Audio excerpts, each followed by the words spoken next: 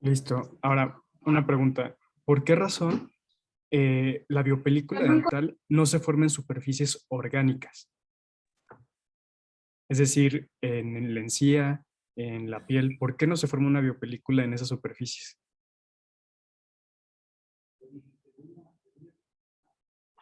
En la encía no se forman porque la encía tiene como una capacidad de descamación, que esa es su forma de protección. Exacto. Es decir, en todo organismo vivo existe un proceso de renovación celular. Tenemos células de defensa y ciertos mecanismos de acción. Uno de ellos es la descamación, que se encuentra principalmente en el tejido epitelial, tanto oral como el tejido epitelial que tenemos en nuestra piel normal. Entonces, de esta manera, nosotros podemos barrer fácilmente varias bacterias, de tal manera que la biopelícula es un conjunto de bacterias que se van a adherir a una superficie que no tiene ningún tipo de recambio y que por lo tanto favorece a la formación de una matriz extracelular, de tal manera que las células puedan convivir entre ellas. Ahora, hablamos también de que existen ciertos tipos de microorganismos iniciales que se van adhiriendo a las superficies. ¿Quién me puede decir qué tipo de bacterias principalmente se encuentran como colonizadores primarios?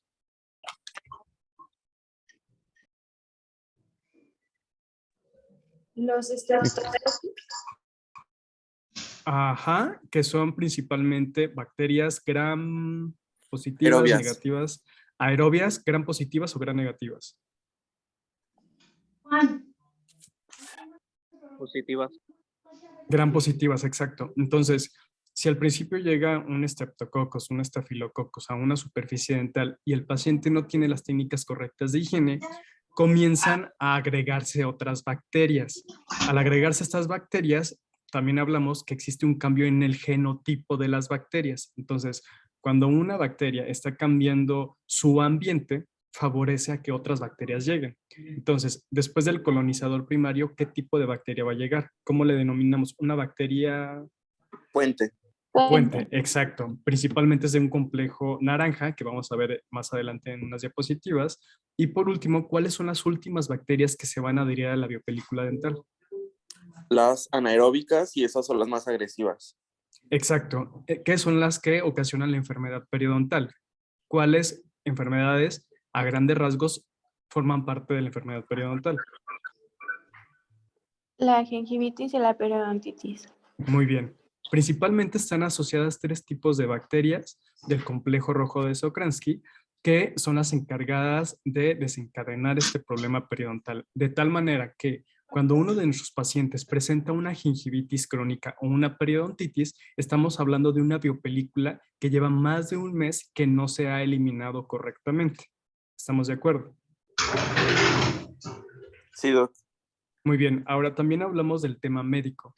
En cuanto al tema médico, sabemos que la biopelícula también se puede adherir a ciertas prótesis como de cadera, de rodilla, marcapasos, de tal manera que siempre que un paciente les mencione o ustedes le preguntan en la historia clínica si tiene alguno de estos aditamentos y el paciente tenga que llevar a cabo un procedimiento quirúrgico, ¿cuál es la recomendación que nos da la Asociación Americana del Corazón?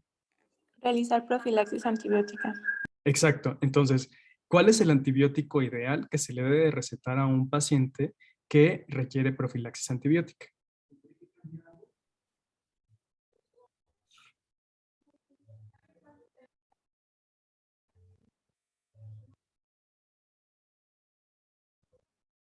¿Quién lo recuerda?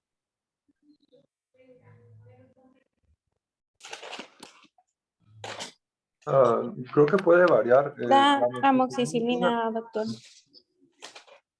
Sí, de preferencia traten de levantar la mano para tratar de llevar un orden en las respuestas, pero sí, efectivamente, principalmente es la amoxicilina, que es parte del grupo de las penicilinas. Sin embargo, existen muchos pacientes que son alérgicos a las penicilinas. Entonces, si el paciente es alérgico a este tipo de antibiótico, ¿qué le tenemos que recomendar?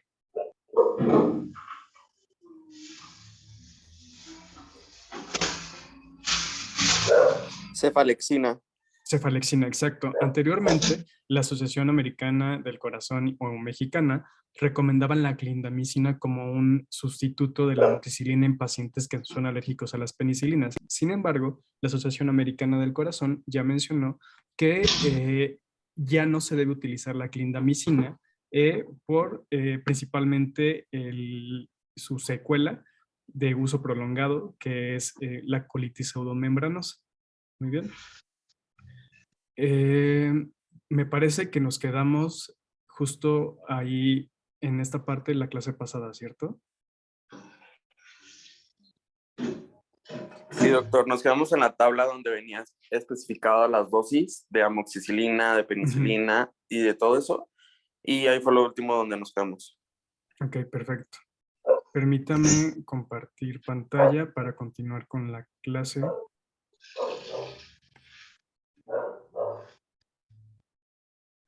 ¿Alguien le quedó duda de la clase pasada?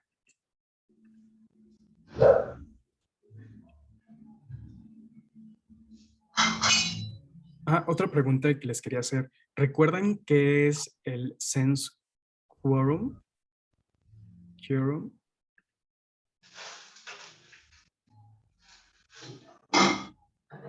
¿O cómo sobreviven los microorganismos dentro de la biopelícula? ¿Alguien lo recuerda?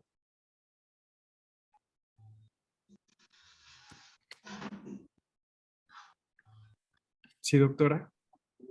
Reticular. Doctora Lisbeth. Tiene levantada su mano. Sí, se alimentan por los canales que crean y es a través del círculo del, no, perdón, del surco de la encía, que es rico en nutrientes. Más o menos, sí. Es decir, gran parte de estos microorganismos dentro de la biopelícula sobreviven gracias a una red de canales y en el cual existe un intercambio de nutrientes y un intercambio de información genética. También, como bien lo comentó su compañera, los microorganismos que se encuentran cerca en el borde entre la encía y el diente obtienen gran parte de sus nutrientes por parte del fluido crevicular. El fluido crevicular, como bien se comentó la ocasión pasada, es un fluido que se secreta dentro del surco gingival y que es rico en nutrientes, pero también tiene células de defensa.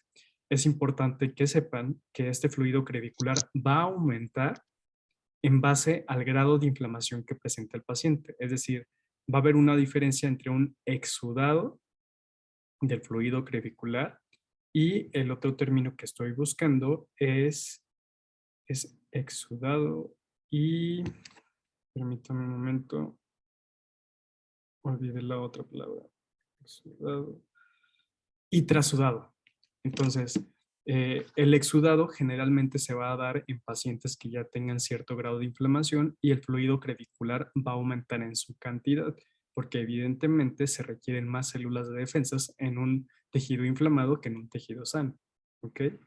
Y el trasudado es la cantidad de fluido crevicular normal que va a tener un paciente en condiciones de salud. ¿Cuál es el resumen de todo esto? Siempre va a existir el fluido crevicular, pero su cantidad va a variar dependiendo del grado de inflamación del paciente. ¿Quedó claro esto? Sí, doctor. Muy bien. Ahora vamos a revisar ligeramente este artículo que se llama Ecología microbiana periodontal.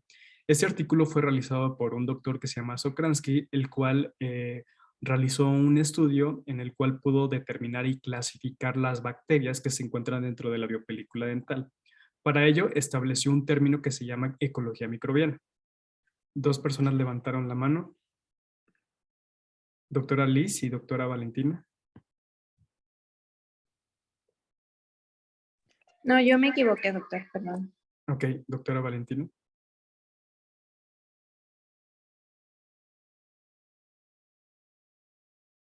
¿Todo bien? Ok. Bueno, continúo. Entonces, se determinó que se iba a establecer una definición de ecología microbiana, el cual es la examinación de los microorganismos de un hábitat en particular y se intenta analizar los efectos de los microorganismos en su entorno y la influencia del hábitat en sus residentes. Es decir, todo lo que ocasiona la biopelícula dental dentro de ella misma y cuál es la secuela o repercusión en los tejidos periodontales, es decir, la encía, el ligamento, el cemento radicular y el hueso alveolar. Para ello hay que determinar qué es un ecosistema bacteriano. Un ecosistema son los organismos que van a habitar en un sitio. Dentro de un organismo que habita un sitio va a haber comunidades, los cuales son diferentes especies bacterianas. Estas comunidades van a vivir en un hábitat, el cual es un lugar donde van a crecer, se van a reproducir y van a sobrevivir. De tal manera que cada especie o cada bacteria dentro de este hábitat va a formar nichos, el cual va a ser el rol de cada bacteria en esa biopelícula. Es decir, ya sabemos que existen bacterias tempranas o bacterias que comienzan la biopelícula, bacterias intermedias y bacterias tardías o colonizadores tardíos. Cada una de estas bacterias va a tener un diferente rol dentro de la biopelícula y para ello es importante que ustedes entiendan cuál es el significado de cada una de estas palabras en el ecosistema bacteriano.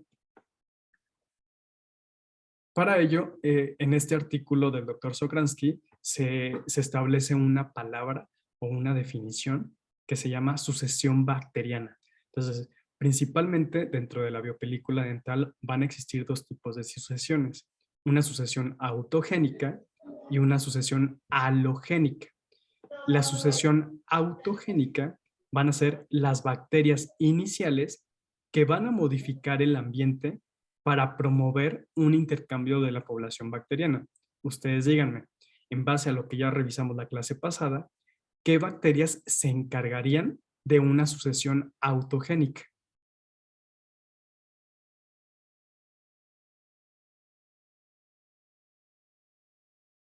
Las bacterias aerobias.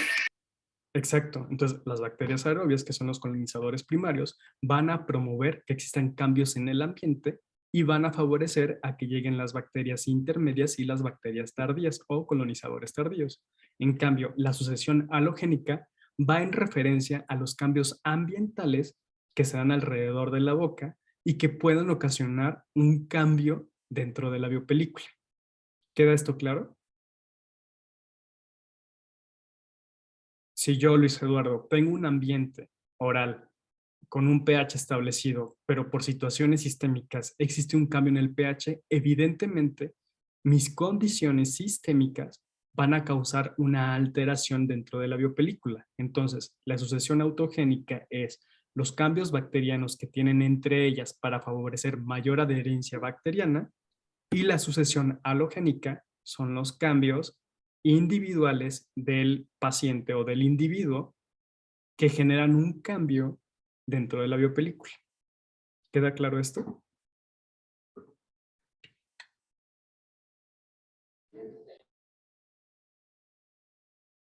¿Sí?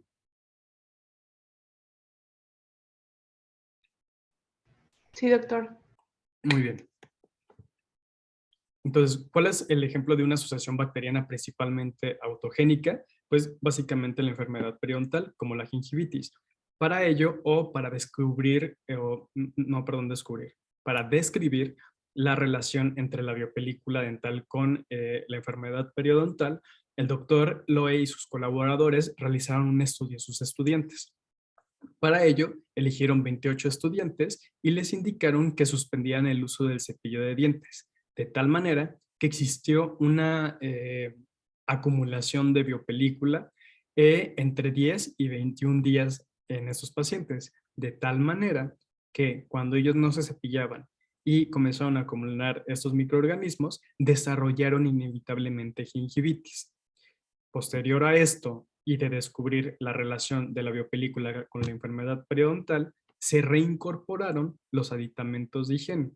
Al establecer nuevamente los aditamentos de higiene, los pacientes dejaron de desarrollar gingivitis. Entonces, de esta manera se pudo describir la sucesión bacteriana en la enfermedad periodontal inicial, que es la gingivitis. Si nosotros reincorporamos o instruimos adecuadamente cómo utilizar los diferentes aditamentos de higiene, los pacientes no tendrán enfermedad periodontal. Sin embargo, les comenté la ocasión pasada de algo que se llama susceptibilidad del huésped. ¿Alguien me puede recordar qué es la susceptibilidad del huésped?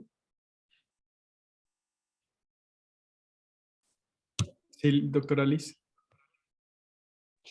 Es el riesgo que tiene el paciente a desarrollar las enfermedades multifactoriales. Exacto. Es decir, a pesar de que una paciente presente todas las condiciones para desarrollar periodontitis, tal vez existe una o no existe una susceptibilidad del huésped a la enfermedad periodontal, porque gran parte de la destrucción de los tejidos periodontales es desarrollada principalmente por el huésped. Entonces, si yo, Luis Eduardo, nunca me cepillo los dientes, tengo cálculo y biopelícula, pero no soy una persona susceptible a la periodontitis, no desarrollo la periodontitis. Pero existen personas que ante la nula o poca acumulación de biopelícula comienzan a tener patrones de destrucción periodontal. Entonces, la susceptibilidad del huésped determina si el paciente desarrolla o no la enfermedad. Las bacterias por sí solas no tienen la capacidad de destruir los tejidos periodontales, pero sí ocasionan una respuesta inmunológica en el paciente, ocasionando esta destrucción. ¿Me di a entender?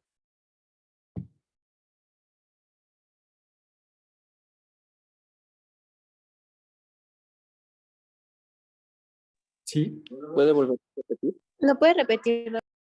Sí, sí, claro, con mucho gusto. No todos los pacientes tienen la capacidad para desarrollar cierta enfermedad, aunque se presenten los mismos factores. Esto es porque genéticamente nosotros tenemos ciertas predisposiciones a enfermedades. Les voy a dar un ejemplo.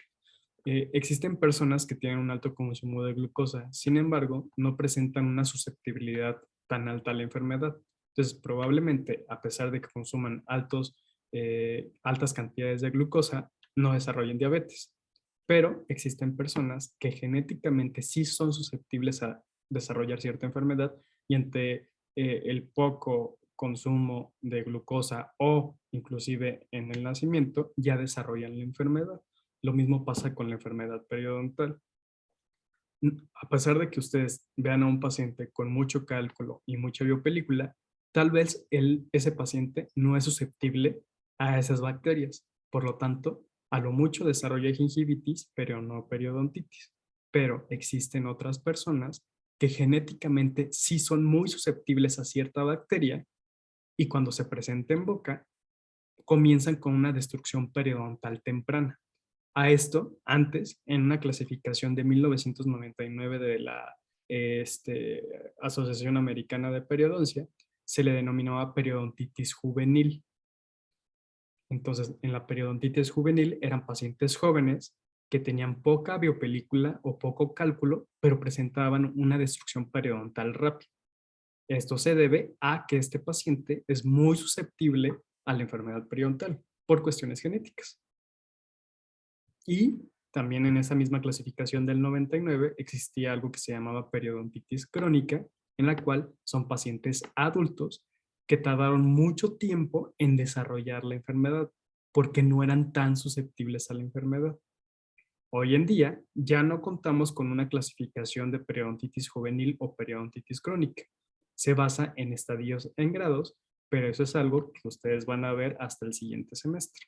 Entonces, me di a entender de qué es la susceptibilidad del huésped.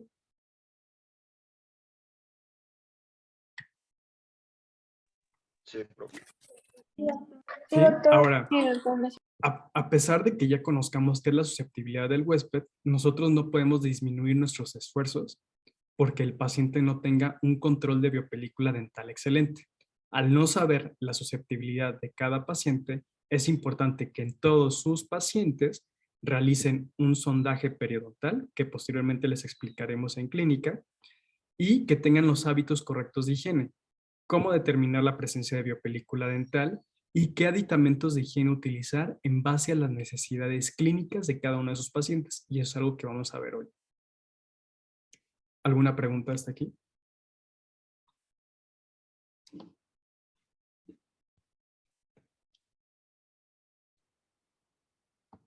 Muy bien. Bueno, otro ejemplo de sucesión bacteriana en el caso de la gingivitis. 3 personas levantaron la mano. Doctora Liz, doctora Ashley, Víctor.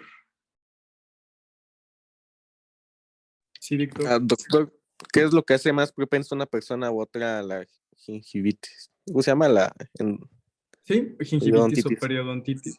Pues en realidad son cuestiones genéticas. Entonces,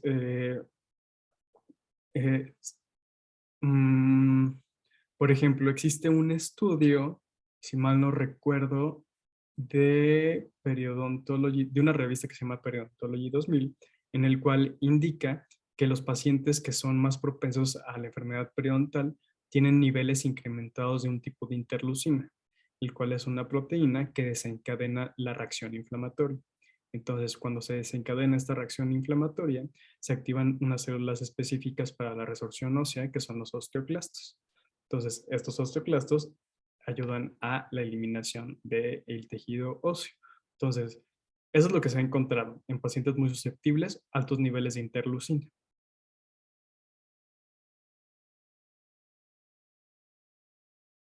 ¿Sí? Doctor Víctor. Sí, profe, gracias. De nada. De todos modos, todas estas cuestiones específicas de periodoncia las van a ver hasta el siguiente semestre. ¿Ok? Bueno, en cuanto a los ejemplos de las sucesiones bacterianas, tenemos el siguiente cuadro, en el cual primero comienza los colonizadores primarios, que son los bacilos y gram positivos, después llegan los cocos y bacilos gram negativos, posteriormente las fusobacterias y filamentos, que principalmente son bacterias puente, y por último llegan bacterias más patógenas como las espiroquetas. Una vez que se formó toda esta línea de biopelícula, el paciente comienza a desarrollar la gingivitis clínica. ¿Qué es la gingivitis clínica? Lo que ustedes ya pueden ver como un grado de inflamación en la encía. Existe una gingivitis que no es clínica y que se le denomina una gingivitis inicial.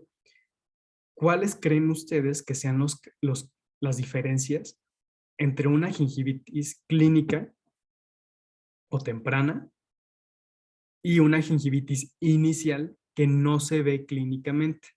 Sí, doctora Valentina. Pues lo clínico es lo que se puede ver a simple vista, lo que podemos pues observar cuando revisamos al paciente, y la inicial pues es que tiene un grado de gingivitis, pero aún no es visible, aún no lo podemos detectar visualmente. Exacto, doctora Valentina. Entonces, en base a lo que usted me acaba de mencionar, ¿cuál sería la manera en el que una persona puede identificar una gingivitis inicial?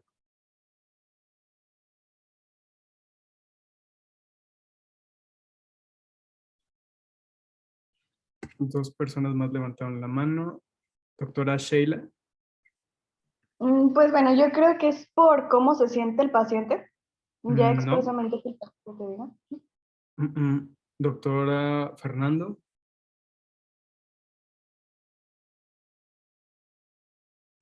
Básicamente puede ser porque al momento de que, no sé, el paciente en cuestión muerde una manzana, que sabemos que es un alimento que puede retraer hasta cierto punto la encía al momento de morderla, empieza a notar dolor, inflamación o que tiene sangrado.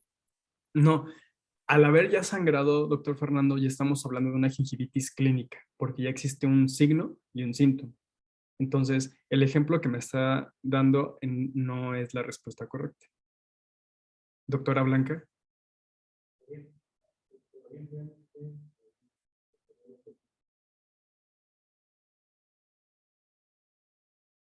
Doctora Blanca.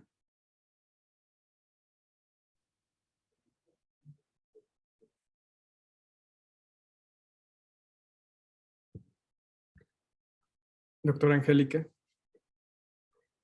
Sí, sería haciendo pruebas diagnósticas, ¿no? Bueno, que el paciente vaya a hacerse un sondeo diario, ¿no? Anual o al mes, al odontólogo por una revisión general. No. Cuando hablamos de una gingivitis inicial y sabemos que no existe ningún signo, ningún síntoma, la única manera de determinar esto sería realizando una biopsia, la cual no tendría sentido, ¿cierto? Sin embargo, la gingivitis inicial se determina cuando existe un incremento de la formación nueva de vasos sanguíneos, que se llama neoangiogénesis, y presencia incrementada de neutrófilos polimorfonucleares, de tal manera que la única manera de nosotros diagnosticar una gingivitis inicial sería mediante una biopsia, que es algo que no se hace porque no tiene sentido. ¿Ok? Y la gingivitis clínica ya es cuando el paciente llega con signos como inflamación, edema y síntomas, que sí pudiera llegar a ser, bueno, en realidad la gingivitis no es sintomática, pero ya puede percibir el paciente el sangrado. ¿Me di a entender cuál es la manera de diagnosticar una gingivitis inicial? Sí, doctor. Hecho. ¿Alguien más levantó la mano? ¿Sheila? Yo, doctor, tengo una duda. En ese momento en el que es todavía pues primaria, inicial, ¿se puede eliminar? Sí, exacto. Claro, con un buen control de biopelícula y buenas técnicas de higiene.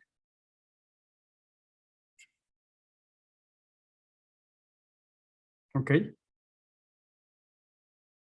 Muy bien. Bueno, entonces el doctor Sokransky organizó todo este conjunto de biopelícula en colores, siendo el púrpura, el azul, el amarillo y el verde colonizadores primarios, principalmente del grupo bacteriano Actinomyces o Streptococcus o Staphylococcus. Posteriormente organizó otras bacterias que son las bacterias puente de color naranja, como la P intermedia, y por último, el complejo rojo de Sokransky, que son las bacterias que bien mencionó el doctor Fernando, que son las más patogénicas y que son las que ocasionan la enfermedad periodontal. Para ello, él organizó una pirámide en el cual en la base van a estar los colonizadores primarios, principalmente Streptococcus y Actinomyces. Posteriormente, las bacterias puente, en la cual la que más predomina es la P intermedia y el Fusobacterium nucleatum. Y por último, las 3 bacterias periodontopatógenas que causan periodontitis y gingivitis, que es Poriformona gingivalis, Tannerella forsythia y Treponema denticola. ¿Queda clara la pirámide de Sokransky? El último nivel, ¿cuál era? ¿Bacterias qué, perdón? Periodontopatógenas. Y Gracias. de todas estas bacterias, la que está asociada a endocarditis bacteriana es la Poriformona gingivalis. ¿Hecho?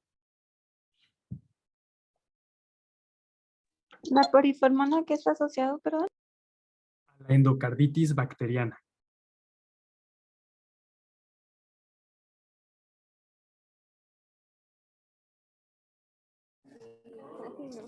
¿La que, perdón, maestro? ¿Lo puede volver a repetir, por favor?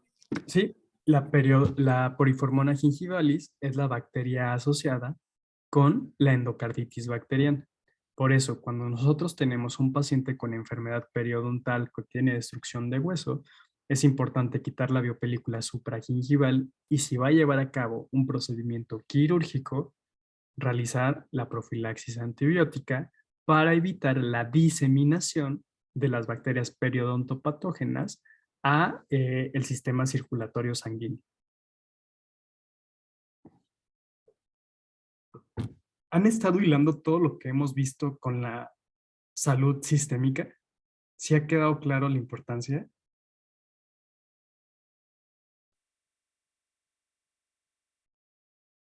Sí, doctor. Sí, doctor. Muy bien.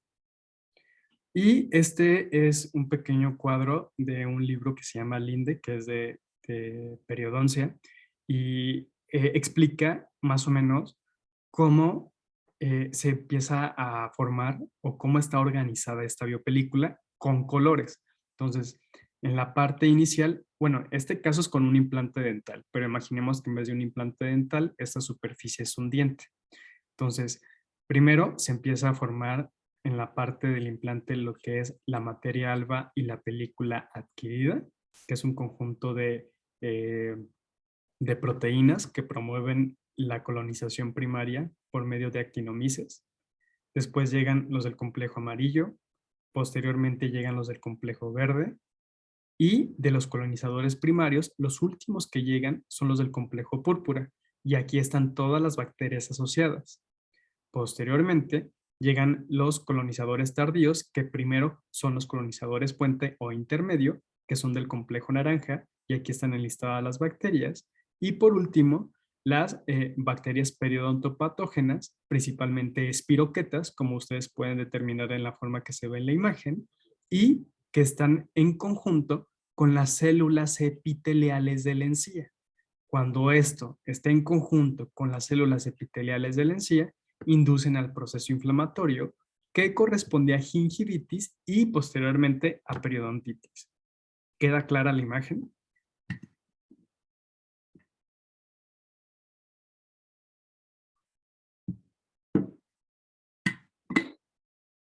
Doctor, entonces los colonizadores secundarios son los únicos que están en contacto con el epitelio.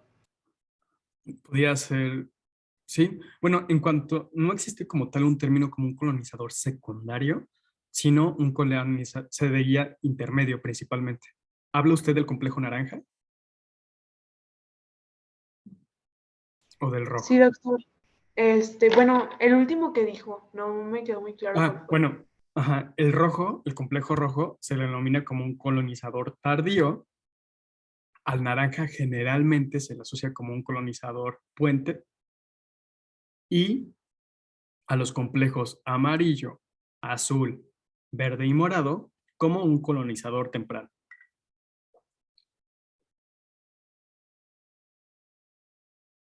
Esas son como principalmente las tres divisiones, doctora Valentina, en base a la pirámide de Sokransky.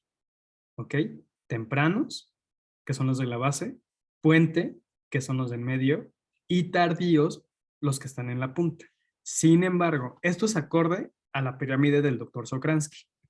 Sin embargo, en el libro del Linde de Periodoncia, lo denominan de manera diferente, en el cual los colonizadores primarios son estos complejos que se ven aquí, y los tardíos combinan en este caso los rojos con los colonizadores puentes que son del complejo naranja. ¿Sí, doctor? Sí, doctor, gracias. Muy bien. ¿Alguien tiene alguna duda?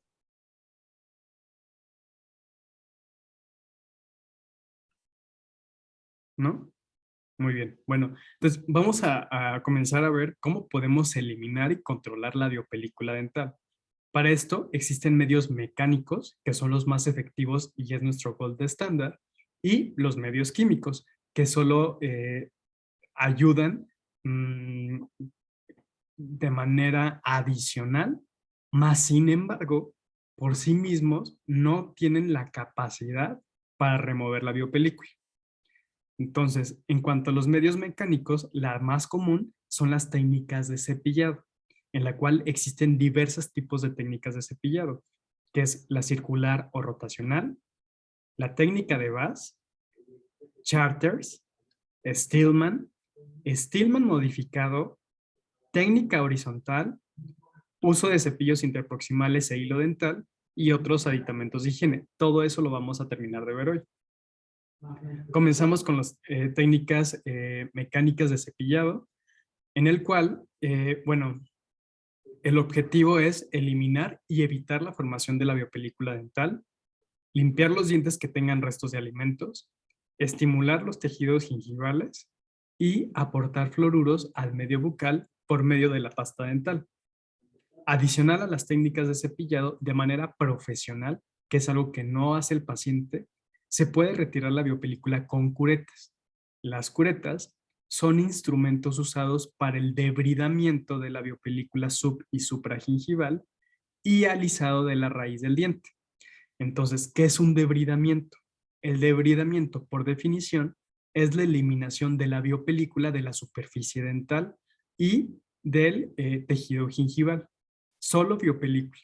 En cuanto sub- y supragingival, se refiere por arriba del margen de la encía y dentro del surco de la encía. ¿Vamos bien? Sí, doctor. Hecho. Ahora, la eliminación de la biopelícula y cálculo supragingival por medios mecánicos, 2 personas levantaron la mano. ¿Sí, doctores? Doctor, ¿podría volver a repetir lo que dijo de la diapositiva anterior, por favor? Del debridamiento. Sí. El debridamiento, por definición, doctora, es la eliminación de la biopelícula, del tejido gingival y del diente. Entonces, siempre que vean debridamiento, se refiere a eliminación de biopelícula profesional, es decir, que sea realizada por ustedes y no por el paciente. ¿Ok? Sí, muchas gracias. De nada. Me quedan 2 minutos para esta presentación. ¿Les parece que ahorita deje de compartir y les vuelvo a mandar otro link? Sí, doctor. Hecho. Sí, doctor. Ya les mando el link.